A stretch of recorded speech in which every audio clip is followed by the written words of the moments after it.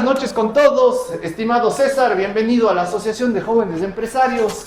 Nos definimos como uno de los gremios más chéveres del Ecuador, cosas que nos honran mucho.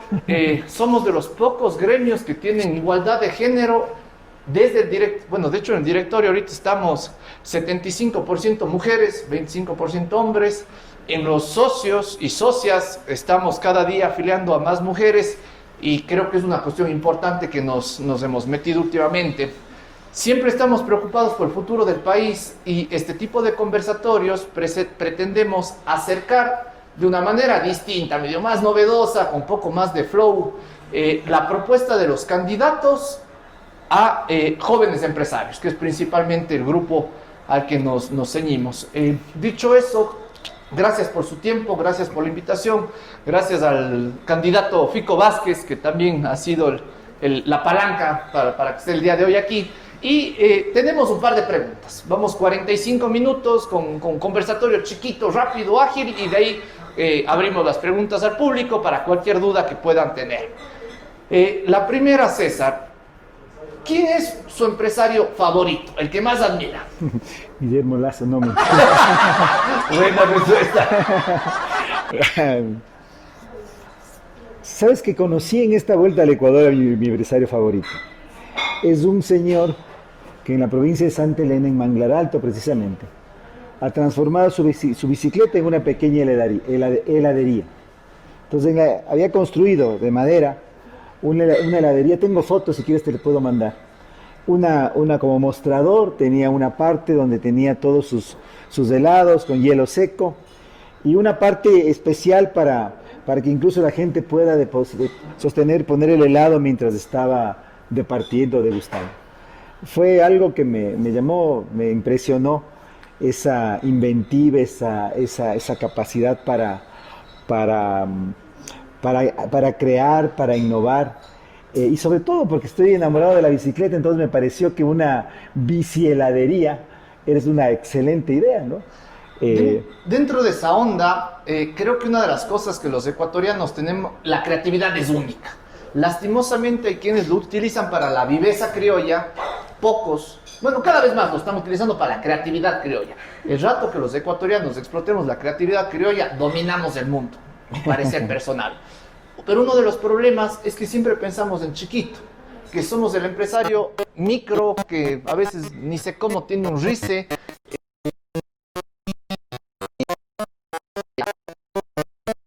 Bici heladero. ¿Qué perspectiva tendría usted como gobierno para que no viva por las justas? Para que la perspectiva que tiene de un empresario más grande...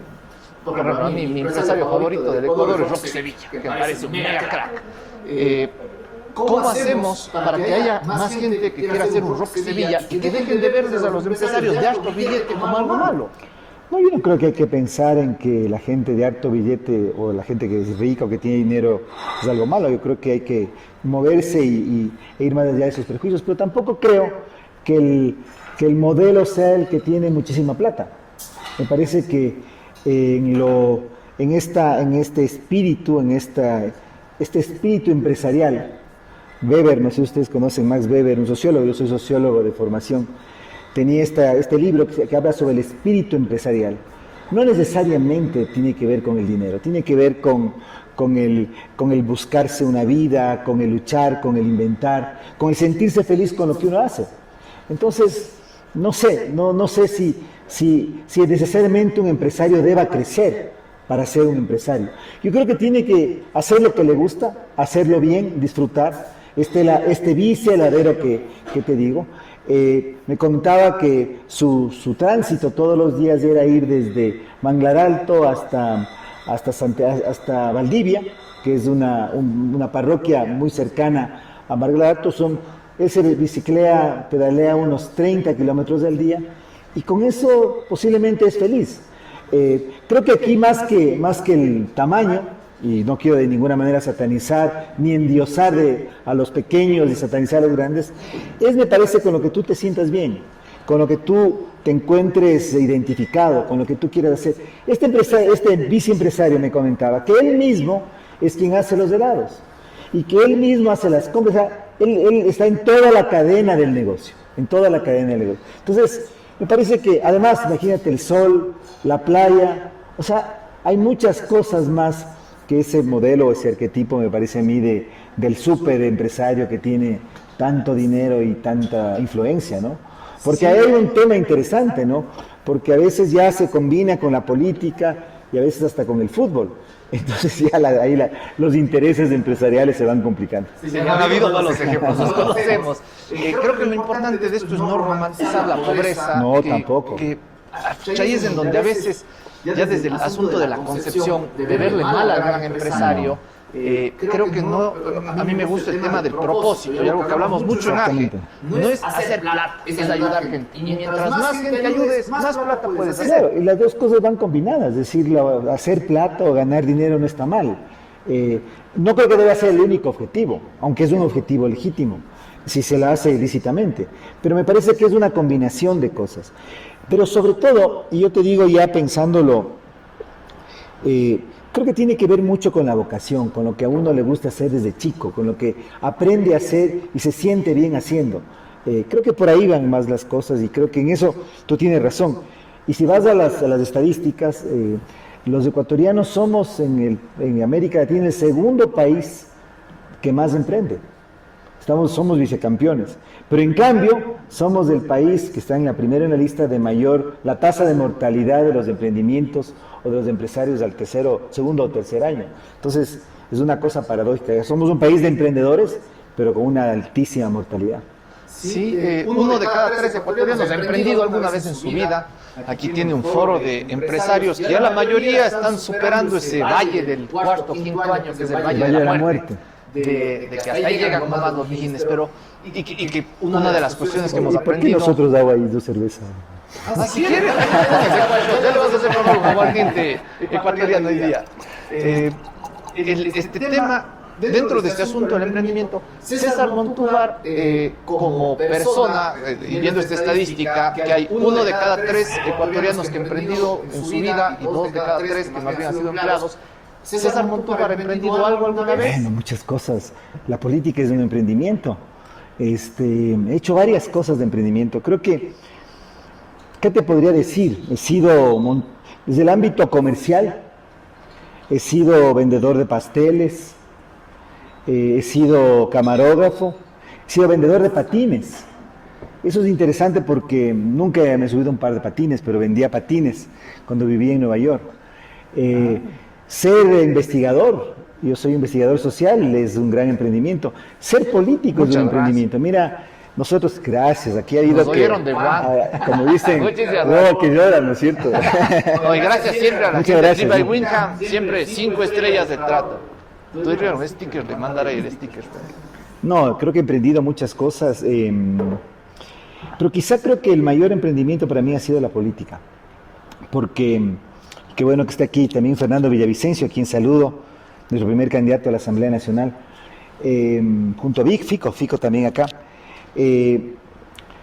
Nosotros hemos hecho un movimiento desde la nada, sin el apoyo del gobierno, sin estar en ningún gobierno seccional, sin recibir un solo centavo del CNE, sin tener un banco, sin tener una gran empresa, ni ser un gran exportador de banano ni de nada, sino desde la ciudadanía. Entonces, ese yo creo que es un enorme emprendimiento. Considerando que el emprendimiento más le enorgullece es el de la política y el partido, ¿cuáles son las 3 características más importantes de su negocio? Por ejemplo, nosotros ahorita conversamos, los negocios han cambiado mucho, que hoy ya no se puede ofrecer calidad. La calidad tiene que ser un hecho. Y ya metiéndonos en su tema de campaña, en lo personal, no sé si la honestidad llega a transformar el Ecuador. Para mí la honestidad tiene que ser un hecho. ¿Cuáles son esos puntos que van más allá de lo normal en la propuesta de su partido político para transformar a un país? Y pregunta compuesta, en donde tiene que estar el Alfonso Espinosa Los Monteros con la Teresita Arboleda en el noticiero por regionalismo. Y todos los canales tienen que ser lo mismo y vivimos peleados desde 1822, que en Bolívar y San Martín fueron a Guayaquil, y fue, bueno, mijines, aquí o vienen a la Gran Colombia, o vienen al Perú, o hay 3.000 soldados afuera. ¿Qué quieren? ¿Cuál sería la propuesta, el plus para avanzar en eso? Yo creo que para hacer política lo que más requieres es, creo que capacidad de innovación. Porque mira, a diferencia de los emprendimientos económicos o en el mundo de los negocios, tú tienes que buscar oportunidades y esas oportunidades evidentemente incluso se las deben hacer basados en estudios de mercado, estudios de factibilidad, planificando. En el caso de la política, cuando tú enarbolas causas, ves necesidades políticas, sociales, éticas y por ahí te vas. Mira, yo en el mundo de la política, en estos últimos 15 años, he hecho un montón de cosas bien extrañas. Por ejemplo, me fui caminando, dos veces caminando Quito-Guayaquil. Ahora estoy en esta vuelta en bicicleta por el Ecuador. Comenzamos en Quito el 31 de octubre y ahorita ya llevamos recorridos 1.700 kilómetros. ¿Estás midiendo en el Strava o...? No, tenemos una persona que va con un... porque nosotros somos ciclistas de pandemia, si no está en el Strava no hay paseos, vas a sacar redes sociales la movida. Pero mira, una persona una vez en esas caminatas, la que hacíamos de Guayaquil a Quito, llegando a Tambillo, que es una población cerquita a Quito, nos preguntó, ¿y por qué hacen esto? Si no les está viendo nadie. ¿No es mejor que vengan en una gran caravana con un montón de carros, de placas de diferentes provincias y comiencen a lanzar camisetas, comiencen a lanzar mochones de fundas de arroz, ahora mascarillas, ¿no? Se lanzan mascarillas. Y yo me quedé un poco perplejo, no sabía qué responder. Y una persona que también estaba ahí en el conversatorio dijo algo que me dio dando la respuesta, como decimos. Me dijo, está bien que el señor Montúfar haga eso, porque la gente necesita ver otra política. Entonces ahí me di cuenta un poco de la necesidad social. Hay un mercado, por decirlo de alguna manera, si queremos hablar en esos términos, de que en política las cosas no pueden ni deben ser lo mismo. Que tú tienes la necesidad de innovar y tienes la obligación de innovar. Y la gente tiene el derecho a ver otras cosas. A mirar otros repertorios, por decirlo de otra manera. A buscar otras opciones, a encontrar otras opciones. Y creo que eso es básico. Eso es básico. Y yendo ya al tema de fondo del propósito de César Montúfar en la política, ¿con qué ideología se identifica que nos puede a los empresarios dar una pauta de por aquí va o por aquí? Yo soy un liberal. Yo me defino como liberal. Liberal progresista, digo yo. Liberal social. Yo creo que el principio articulador de cualquier comunidad política son dos, ¿no? La libertad, pero que requiere mínimos niveles de igualdad. Y para que una sociedad tenga mínimos niveles de igualdad, tú necesitas un Estado que te dé un sistema de educación pública. Yo soy un absoluto convencido de la importancia en una sociedad de la educación pública, primaria, de bachillerato superior. No es que de ninguna manera desacredito o descalifico o minimizo a la educación privada, pero la educación pública es la columna vertebral. Un sistema de salud pública y la seguridad social. Creo que esos tres elementos son elementos básicos de lo que son niveles mínimos de igualdad material que pueden sostener cualquier sociedad que se edifique sobre la libertad.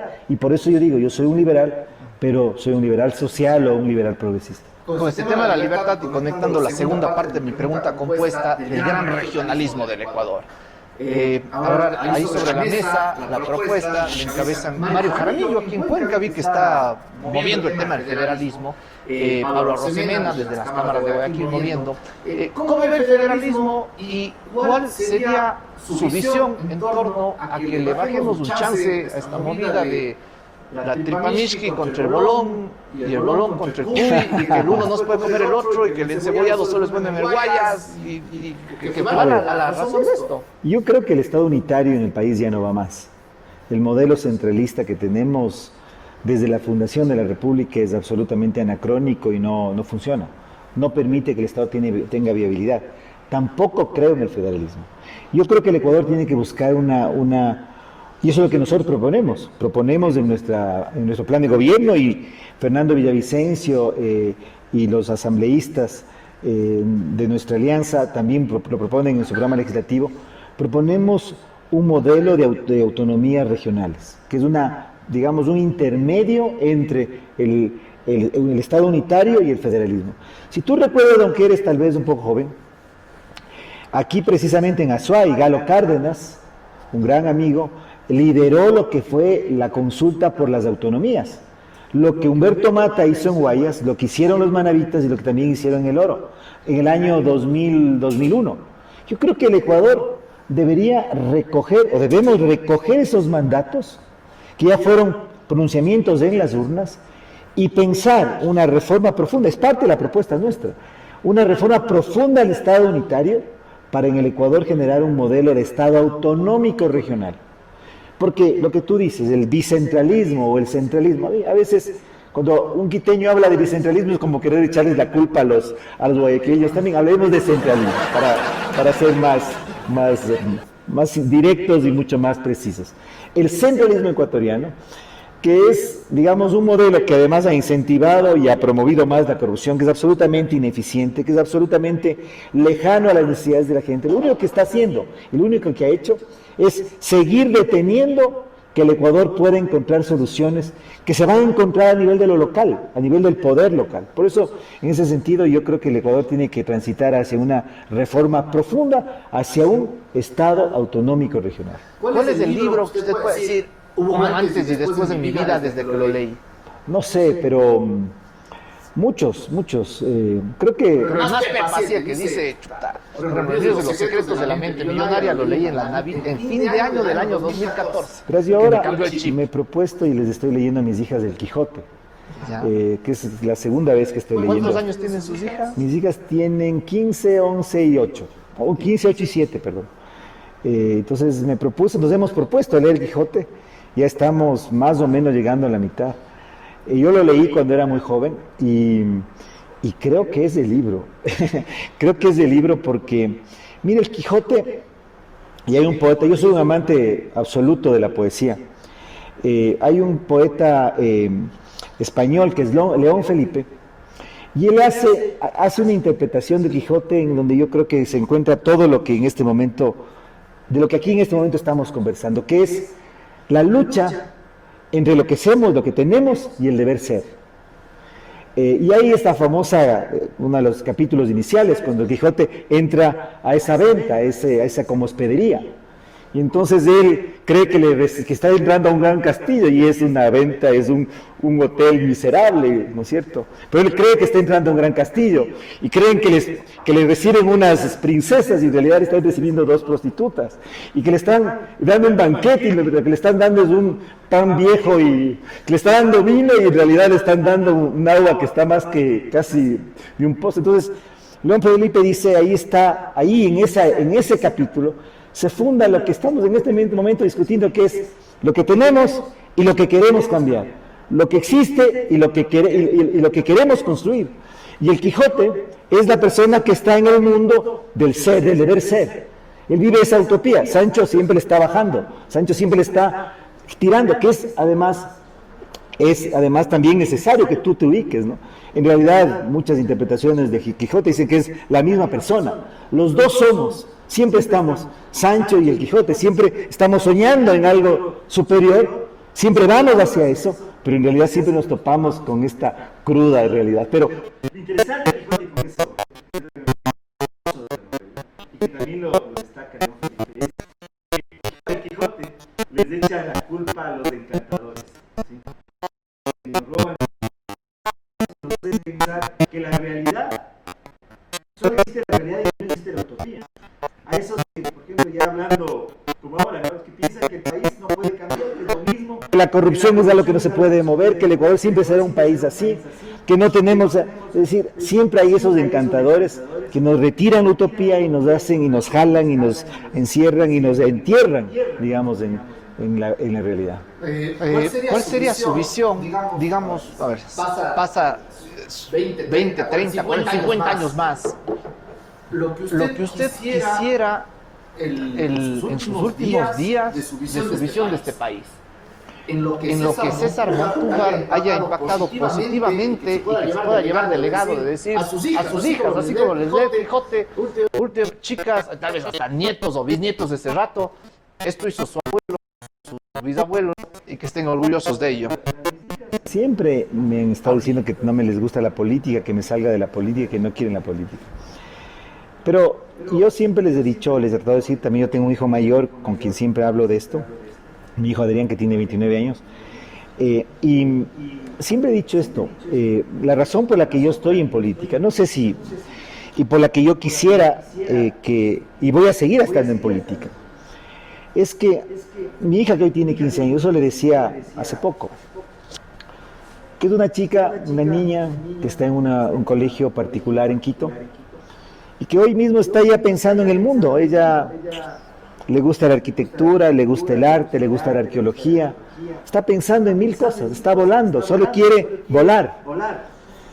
Y yo le decía a mi hija Alegría, le decía, mira, piensa en la vida de una niña del cantón Colta, en la provincia de Chimborazo, una niña indígena que vive en una comunidad, que tiene 15 años, igualmente tu misma edad.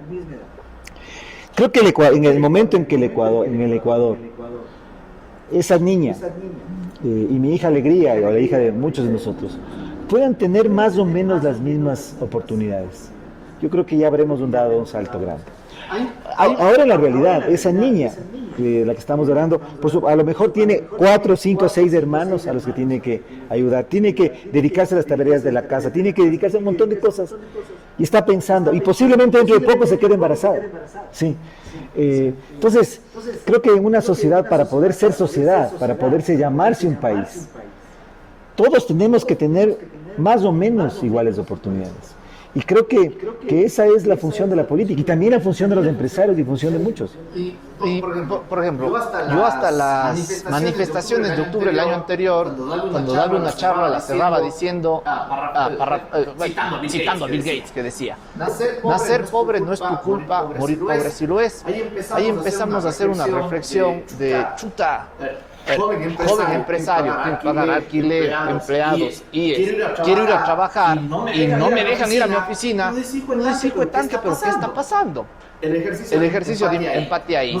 Nosotros como AGE, o sea, como jóvenes empresarios, uno tiene acceso a las autoridades, aunque sea para que lo oigan. No que le hagan caso, pero hacer una reunioncita. Sí, chicos, está bien, entiendo esto.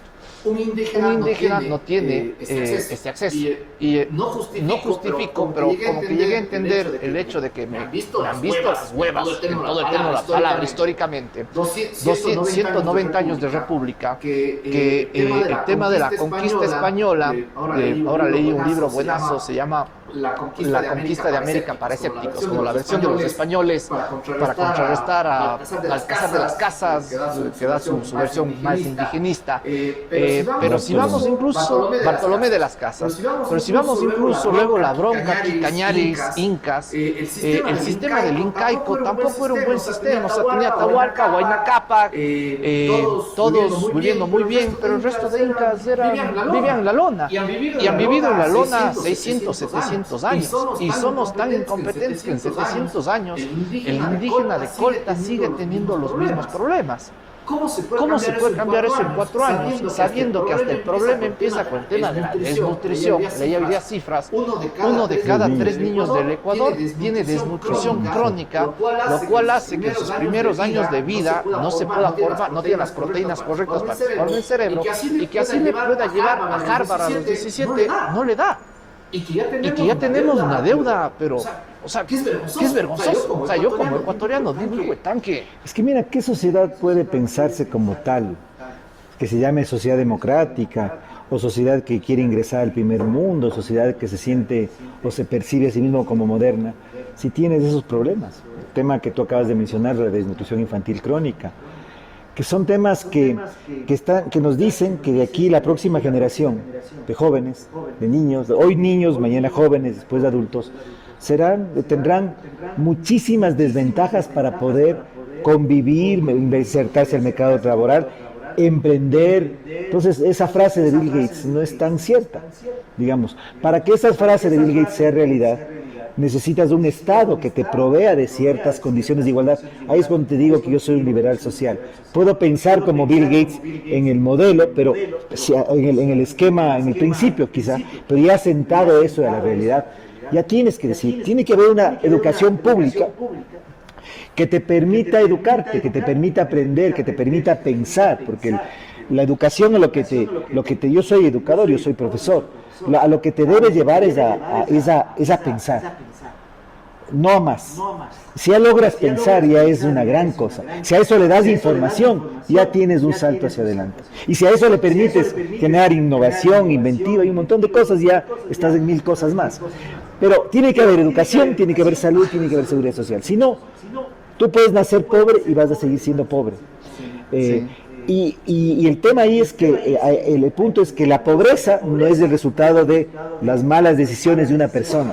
La pobreza tiene, digamos, como causa principal la forma como la organización, la sociedad está organizada y el Estado está organizado. En un país como el Ecuador, y perdóname que me meta en temas más políticos, en que el Estado está tomado por mafias. Porque yo creo que podemos decir muchas cosas, pero en el fondo, y creo que eso nos ha hecho comprender las investigaciones de Fernando Villavicencio, de Cristian Zurita, el Ecuador es un país tomado por mafias.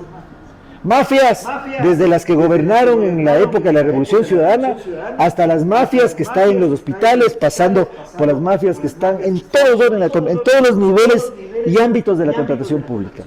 Sin contar con las grandes mafias, los tenedores de bonos, los que están en control de los sectores estratégicos, todo. Es un país tomado por mafias. Verás, yo soy profesor y a mis alumnos de un curso que estoy dando en la Universidad Andina de Mecanismos de Lucha Anticorrupción, les hago esta pregunta. ¿Cuál es la diferencia entre un grupo que se organiza para asaltar un banco, un grupo de delincuentes que se organiza para asaltar un banco, y el grupo de asambleístas liderados por Daniel Mendoza? ¿Cuál es la diferencia? Los dos son grupos delincuenciales. Son dos grupos delincuenciales. ¿Cuál es la diferencia entre lo que hacía Daniel Salcedo y todos sus contactos políticos y la red y ese grupo de asaltantes? No hay ninguna diferencia, salvo que estos segundos, además, han abusado de la voluntad y la confianza popular y se han hecho elegir. Esa es la diferencia. Entonces, este es el Ecuador en este momento. Es un país tomado por mafias. Y si los ecuatorianos no tomamos la decisión de que vamos a enfrentar esas mafias, de que nos vamos a rebelar contra esas mafias, porque aquí lo único que nos cabe es la rebelión. Mira, nosotros con Rafael, con Carmen Íñiguez, con Fernando Villavicencio y conmigo, no estamos pidiendo el voto solamente como candidatos. Nosotros lo que llamamos es a la rebelión de los ecuatorianos honestos, a que nos rebelemos contra esas mafias. Ese me parece a mí es el concepto, es el concepto central para nosotros, porque ¿de qué sirve? Tú vas y votas en las próximas elecciones. Vamos a decir que votas por un mal candidato, Guillermo Lazo, ya. Perdón, no, pero vamos a tener. Votas por otro, estoy haciendo broma, no. Vamos a decirlo por un gran candidato. No es pauta pagada. Un gran candidato. Yacu Pérez. Ya estamos en Cuenca, vamos por Yacu Pérez. Salud. Y no cambia nada. Todo sigue en la misma. Porque todo el sistema sigue funcionando de la misma manera. ¿Por qué? Porque no hay nadie, o sea, no hay una fuerza, una corriente de los ciudadanos que diga, carajo, esto se terminó. Carajo, esto no puede seguir. Carajo, aquí se acabaron las mafias. Comencemos a reconstruir el país desde otros. La honestidad entre ellos, pero no solamente la honestidad. Ahora, desde esa perspectiva, el otro día me revisaba el libro, creo que es del doctor Ayala Lazo, la breve historia del Ecuador. Ayala Mora. Sí, Ayala Lazo era nuestro embajador. Una charla que nos dio en la UDA de la ONU. Uno revisa, o sea, los picos donde el Ecuador ha despuntado, pero es una conclusión mía. Hay dos constantes, liderazgo y billete. Y el billete es o el petróleo, o el cacao, o el sombrero paja Paquilla, o el oro de Atahualpa. O sea, y que no va desde los 190 años de República. O sea, son 700 años en donde necesitamos a dos constantes. ¿Cuál es su principal presentación de liderazgo para que incluso si nosotros vemos de una perspectiva complicada, aquí estamos aniñados? Hablando de medio niño. Solo medio no. O sea, si tomamos pecho amarillo, ya somos tan aniñados, tenemos mejor flow. Pero si somos medio aniñados, y para un indígena en donde un hombre blanco de más de 50 años venga a proponer una reforma agraria, es medio poco complicado. Yo estuve metido hace un par de semanas en San Fernando, en una comunidad que se llama, no recuerdo el nombre de la comunidad, es un caserío de 30 casitas. Ahí ve uno que están los problemas heavy del Ecuador, en donde dicen, mi tío que tiene una propiedad ahí, que es como que el hacendado importante desde la zona, que acolita las navidades con sus caramelitos para la escuela, decía que vino el Ministerio de Agricultura, ofreció un tema de recursos, de cuestiones. ¿Quiénes aprovecharon? El hombre blanco de más de 50 años. Los indígenas desconfían de esas personas. ¿Cuál es su carta de presentación para este indígena de liderazgo? Que no se parece, la carta, me gusta aquí la reflexión que hace Charles Darwin del tema de la empatía, que dice que el grado más alto de evolución es cuando tenemos empatía por seres que no son ni siquiera parecidos a nosotros. El otro día me hacían el análisis, si le veo a un borrachito de terno medio parecido a mí, me acerco y le digo, oye, ¿qué te pasó? Pero si le ves a alguien que no es de tu fenotipo, dices, ay, borracho, sinvergüenza. Podríamos llegar al punto que incluso el vegano es el máximo nivel de evolución, porque tiene empatía por una planta, no por la planta, así se come, así por la vaca. Desde esa perspectiva, el primero, ¿cuál es su carta de presentación de liderazgo a esa comunidad que no se identifica incluso físicamente con usted? Y la segunda, el billete, que según sé, escuchándole a Richard Martínez, estamos bien en la lona. Pero no te entiendo, ¿cuál es mi presentación? ¿En qué sentido? De liderazgo, como para mover esas masas que son a los que realmente necesitamos motivar, tomando el tema de que en la historia es cacao, petróleo y un líder carismático. Quitándole cualquier cosa a Correa, es que liderazgo tenía qué bien que dices eso, porque mira lo que tú dices. Cacao, petróleo, un producto primario que exportas y un caudillo. ¿No es cierto? ¿A dónde nos ha llevado eso? Creo que la reflexión es súper válida porque nos ha llevado a lo que tenemos en este momento, un Estado tomado por la delincuencia organizada y un país con los mismos problemas que ha tenido siempre. En esta vuelta en bicicleta al país, al Ecuador, uno se encuentra con cosas impresionantes. Ciudades inmensas que tienen problemas terribles de alcantarillado, por ejemplo, que no tienen alcantarillado, cosas que uno pensaba o piensa que ya no existen en el Ecuador. Zonas inmensas en el agro que no tienen posibilidades de acceso al agua. O, por ejemplo, en Santa Elena, me decían unas cosas que uno no conoce, ¿no? Que cuando llega la época de temporada, de vacaciones, todo el agua se va hacia los sectores urbanos y en la propia ciudad comienzan a tener déficit. Es decir, temas que uno dice, ¿cómo un país puede todavía seguir manteniendo problemas como esos? Entonces, ese es el resultado de lo que tú dices. Una economía primaria exportadora y caudillos. Economía primaria exportadora, con grandes precios de petróleo y un gran caudillo llamado Rafael Correa. ¿Dónde estamos? Como estamos. Un Estado tomado por la corrupción. Eso nos debería llevar a pensar que el Ecuador requiere otro tipo de liderazgo. Y el tipo de liderazgo que el Ecuador requiere, un liderazgo moderno, pasa por lo que yo denominaría, lo que no denomino yo, sino lo que podríamos llamar la posibilidad de que como país encontremos diálogos que nos conduzcan a concertación y a políticas de Estado de mediano y largo plazo. Es decir, el liderazgo moderno que el Ecuador requiere es un liderazgo que te permita llegar a acuerdos y llegar a políticas de mediano y largo plazo. Mira el caso de Chile, el caso de Uruguay, no estoy hablando de países que son paraísos ni son nada no son perfectos, pero son países que han logrado de una u otra manera consolidar ciertos objetivos nacionales y políticas que se mantienen por algún tiempo. Tú hablabas de un gran problema que tiene el Ecuador. Para mí, coincidimos, quizá el problema principal más grave que es la desnutrición infantil crónica, que no la combates en 4 años. Pero si tú la fijas como una prioridad nacional y fijas un acuerdo de que debe haber una política de Estado de 10, 15 años, vas a poder resolver ese problema. Y así podemos ir en el tema del empleo, podemos hablar de los temas ambientales, podemos hablar del tema educativo, del tema de la salud. Nosotros en nuestro plan de gobierno hablamos de 10 grandes temas, entre los cuales está el de la desnutrición infantil, que deben ser los objetivos nacionales para políticas de mediano y largo plazo. Entonces, a lo que voy es que el liderazgo que requiere el Ecuador es ese. Es un líder que convoque. Y mira, me hace acordar una frase de Obama.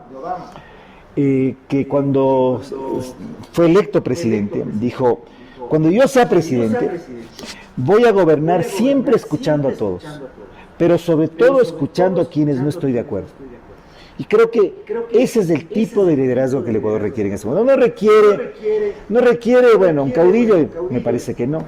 No requiere alguien que te plantee una visión de civilización distinta, un regreso al pachamamismo. No, yo creo que los derechos de la naturaleza, el ambientalismo, todo está muy bien.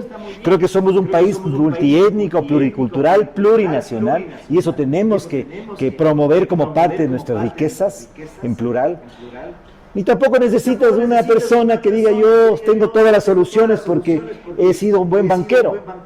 Porque lo que diga el uno, diga el otro extremo, cuando lo diga, la mitad del país o más de la mitad del país va a estar en contra. Necesitas alguien que lidere un cambio sobre la base de acuerdos que terminen institucionalizándose en políticas de mediano y largo plazo, en políticas de Estado. Tiene 20 empresarios al frente, jóvenes empresarios, que la mayoría la ha sudado la camiseta. Empezar un emprendimiento es muy complicado. Las historias que tenemos aquí nosotros, de todos los negocios que nos hemos metido, de lo cagado que es que la universidad no te enseña a vender, que te enseñan a ser un buen profesional, pero hijo de tanto rato de hacer billete, unos puede jalar el año y que le toque ir a buscar un empleo, que le paguen $1.500, que no le gusta, pero yo ahorita tengo la casa y toda la movida. Son los problemas del siglo XXI. ¿Qué propuesta puntualmente tiene para este grupo de gente que en muchos casos puede decir y que ya con toda la globalización entra a Google, constituir una LLC en Delaware es cuestión de $400 en 15 minutos? Aquí la super de compañías a mejorar. El SRI está medio quedado. Pero ya el mundo está globalizado y pensar en el mundo es importante. ¿Qué mensaje les puede dar para que sigan confiando en el Ecuador y que los negocios lo sigan y dejando la plata aquí? Pero vamos a hacer en el gobierno de la honestidad, en nuestro gobierno, vamos a ser el país, vamos a dejar de ser el país en América Latina donde los empresarios gastan más tiempo en los temas burocráticos y que tienen que ver con el Estado, en temas tributarios y otros temas. Vamos a dejar de ser ese país. Ese país vamos a dejar de ser. Vamos a dejar de ser el país en donde las leyes cambian todos los días o cada 6 meses o cada año. Vamos a ser un país donde hay seguridad y estabilidad jurídica. Vamos a dejar de ser el país en donde para toda acción o relación con el Estado se pida una coima, un soborno o un favor. Vamos a dejar de ser el país o un país en el que se sataniza al empresario, se sataniza al tener dinero, y donde se valora que el motor del desarrollo, el motor del crecimiento, el motor, yo diría, de la vida de la sociedad está en el sector privado. Vamos a ser ese país. Y vamos a ser el país en donde creo que podamos encontrarnos en ciertos valores comunes, con ciertos objetivos comunes, donde todos, empresarios, trabajadores, el Estado, el sector académico, todos podemos confluir hacia esos objetivos. Entonces yo diría, es el país que vamos a hacer. Y en términos ya más de política pública, yo vengo trabajando, yo soy profesor de la Universidad Andina, entonces tengo mucha relación, ustedes quizá deben conocer, con un trabajo que lleva la universidad de muchos, ya casi 20 años, en lo que tiene que ver con las pymes, los pequeños emprendimientos. Y ahí hemos venido trabajando con un grupo ahí y es parte de nuestra propuesta, con lo que ellos denominan los mecanismos de financiamiento de riesgo.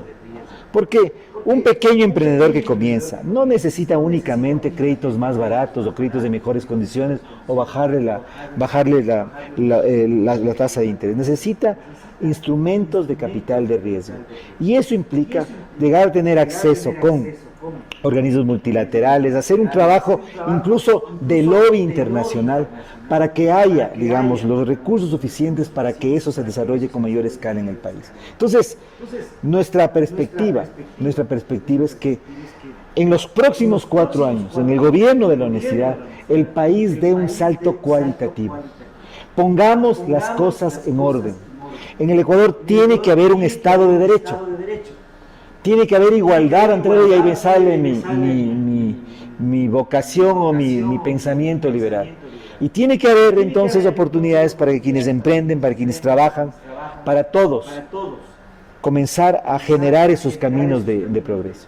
Hay un tema en los empresarios, creo que es la parte más cagada del asunto, cuando uno está creciendo, está trabajando 16 horas al día y dice, bueno, mijín, toca contratar un empleado. Entendería yo que esta misma complicación es, bueno, mijín, toca ver un asambleísta Migrasuay, un asambleísta nacional. ¿Cuál es su método de recursos humanos? ¿Qué se fija en la gente de su equipo para que estén con usted? Es que yo creo que en el ámbito empresarial y en la política hay cualidades, pueden algunas ser similares, pero muy diferentes. En alguien que hace política, tú lo que tienes que descubrir es una vocación, una bandera. Una bandera. Voy a seguir hablando de nuestros asambleístas. Fernando Villavicencio. Uno asocia, para apellido Villavicencio, a valentía, honestidad, lucha anticorrupción y haberse jugado todo. Uno piensa en un Rafael Vázquez y piensa en un joven abogado, un joven emprendedor, una persona pujante, un joven. Una piensa en Carmen Íñiguez y ve una mujer emprendedora. Yo le conocí, bueno, tuve contacto con ella hace algunos meses cuando ella estaba muy fuertemente denunciando como empresaria, porque a veces los empresarios no se meten en los temas cuando hay temas de corrupción, prefieren hasta callarse, ¿no es cierto? Ella no, ella enfrentar. Una cosa tremendamente. Entonces, cuando uno piensa en alguien que está haciendo política o quiere hacer política, yo generalmente veo la bandera. Cuando veo a una persona que dice, no, yo quiero ganar, quiero ser asambleísta, pero quiero ganar y no sé qué más, no sé, me da desconfianza. Pero creo que los políticos somos lo que son nuestras banderas. Me parece interesante, porque creo que en el sector privado es lo mismo. El otro día estaba en una mentoría con Robert Illingwood, que es de la Casa Bolsa de Valores de Quito, y con Alfredo Peña, que es empresario cuencano. Yo andaba perdido en este tema justamente de contratación, y me dieron un consejo de que no contrates a alguien por lo que te hace falta a ti, sino el primer factor es que tengan la misma visión, que vean a 5, 10, 15 años y que quieran llegar al mismo lugar, y que los contrates más que por sus aptitudes, por su actitud. Creería que no está muy lejos lo uno del otro, y más bien me parece interesante la reflexión. ¿Cuál sería su mensaje final, César, para pasar a la ronda de preguntas de la gente que está aquí presente? El mensaje de optimismo, el mensaje de que chicos, al joven empresario, ¿cuál es el Ecuador? Que si bien nos ha dicho cuál es el Ecuador, que para un joven empresario puede estar a 4 años, más que el qué, cómo César Montúfar con su equipo va a lograrlo, y la despedida final para el video de YouTube, que queda así Pepa para los likes. Tres cositas. A ver, verás. Nosotros en esta vuelta al Ecuador en bicicleta tenemos un experimento donde traje, me olvidé, debí traerles para enseñarles. Vamos reuniendo en un frasquito de todos los lugares donde vamos una pizca de tierra.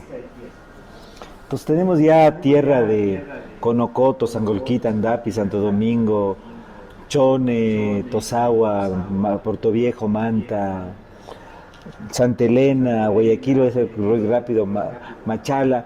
Cogimos en Sarayunga tierra, por supuesto vamos a coger en Cuenca, y vamos a ir recogiendo tierra, un poquito de tierra de todos los lugares por donde pasamos. Y en ese frasco ahora vamos a tener las tierras del Ecuador.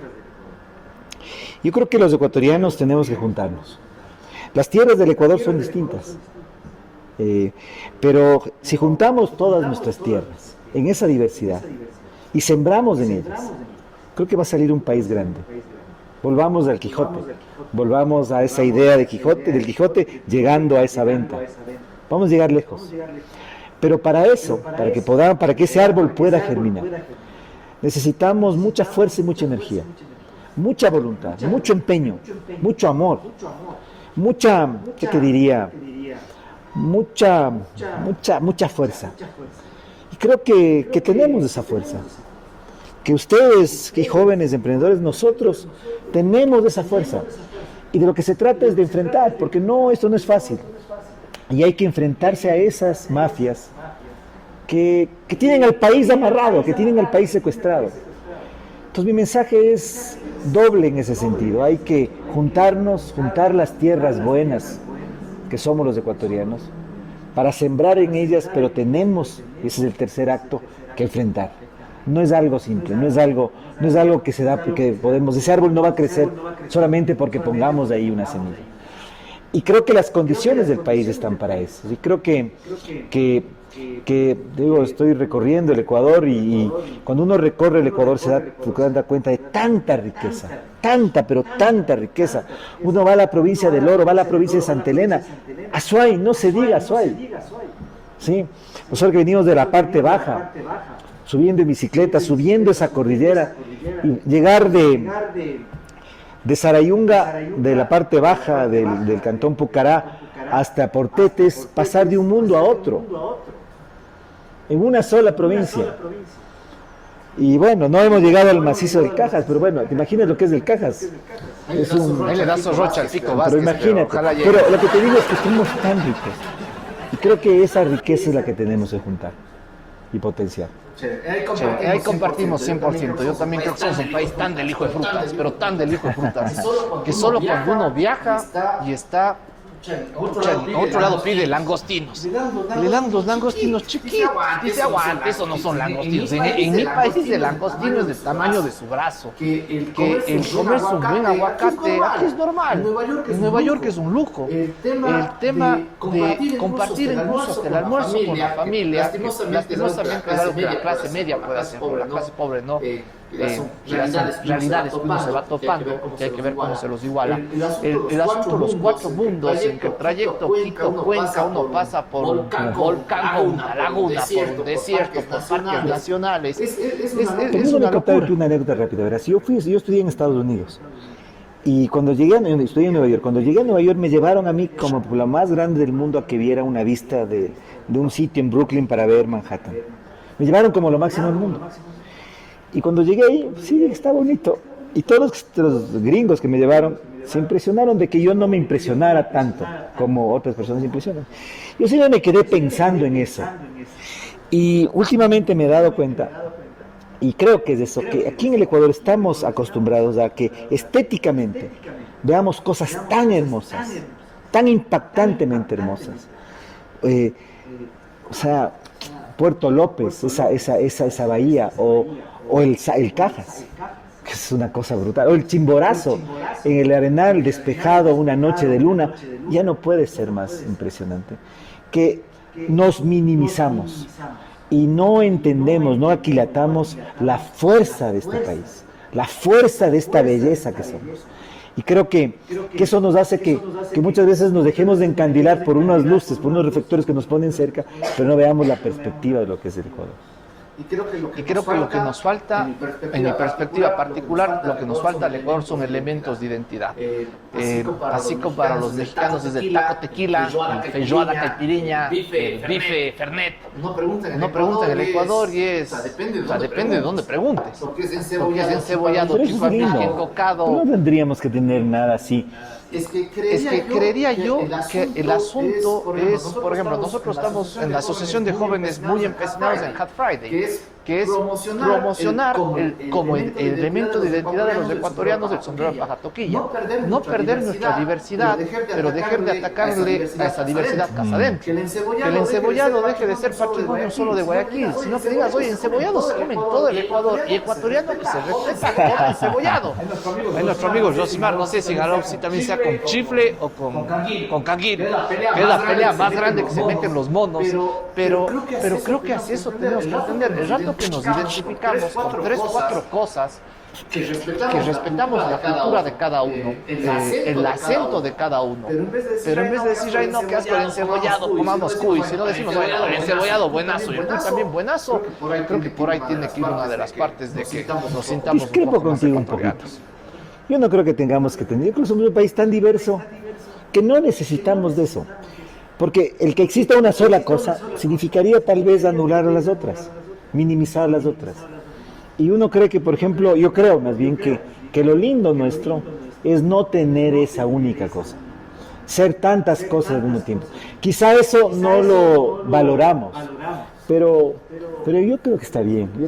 Yo no me iría hacia que tenemos que promover algo o unas pocas cosas como... Sí, mi análisis es 500 años que no nos ha funcionado la diversidad y que debemos estar orgullosos de esos, pero ni comercialmente funciona. Va a México, todos sabemos taco tequila. En México preguntan qué hay en el Ecuador, dicen el Chucho Benítez, Enchufe TV, no saben más del asunto, pero más es un tema de ventas.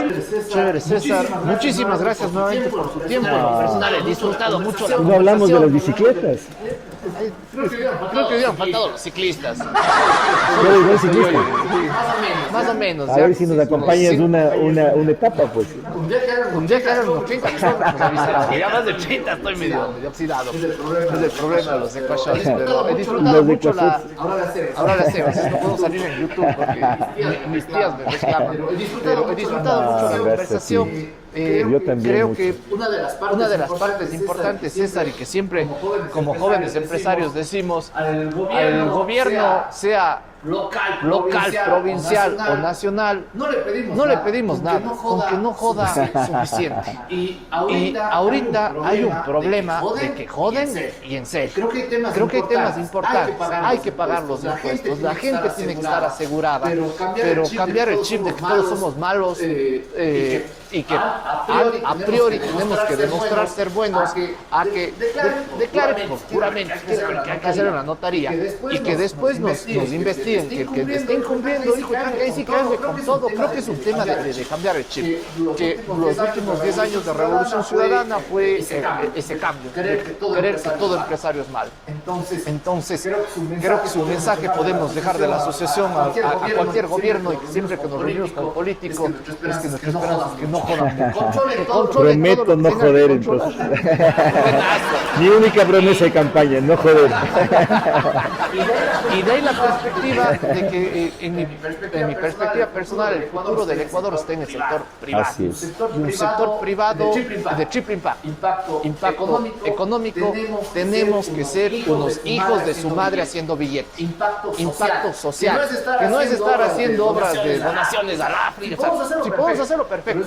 Pero es un impacto social que empieza con nuestros trabajadores. Preocuparnos por nuestra gente, que estén con salud, con educación, quiénes son sus hijos. Preocuparnos legítimamente de nuestros colaboradores. No solo darles un salario, que la palabra salario básico sea eso, básico, pero todo hacia arriba. Y que cuando el empresario empieza a ver eso, creo que las cosas cambian. Tercero, el impacto ambiental. Que no por hacer plata podemos sacrificar nuestro río Tomebamba, que al menos para los cuencanos creo que es insigne. Y el rato que tenemos eso, como cierre ya de este segmento, a mí me golpeó duro ese paro de octubre desde la perspectiva del Bill Gates, de que realmente esto no funciona en Ecuador. El indígena de la UCI no tiene las mismas oportunidades que el mestizo en Cuenca. O sea, aquí es otra palabra. O sea, aquí la cuestión está mucho más sencilla que haber nacido indígena en Alausí, y que realmente la consigna que debemos tener como ecuatorianos es que si nacimos en un país pobre y corrupto, eso no es nuestra culpa, pero si morimos en un país sigue siendo pobre, corrupto, carajo, ahí sí, en la tumba, arriba y sellado. Dicho eso, muchísimas gracias. César, ¿un mensaje final? No, creo que lo que tú acabas de decir me ha movido completamente. Si nacimos de un país pobre y corrupto, no es nuestra culpa, pero si morimos en ese mismo país, sí es nuestra responsabilidad. Y creo que frente a eso es lo que tenemos que actuar. Y por eso repito lo que hace un momento dije. Nosotros estamos llamando a la rebelión de los honestos, a la rebelión de los empresarios como ustedes, que pagan impuestos, que están al día en todas las cosas, que cumplen con todos los permisos, que sufren ese vía crucis de generar riqueza, trabajar, fomentar el empleo, mientras unos se están llevando todo. Si no nos rebelamos los honestos frente a las mafias, si es que el Ecuador honesto no se rebela contra las mafias, entonces va a ocurrir lo que tú dices, que en nuestra tumba nuestros hijos nos deberán responsabilizar de eso. Gracias. Muchísimas gracias. Un aplauso, por favor, amigo.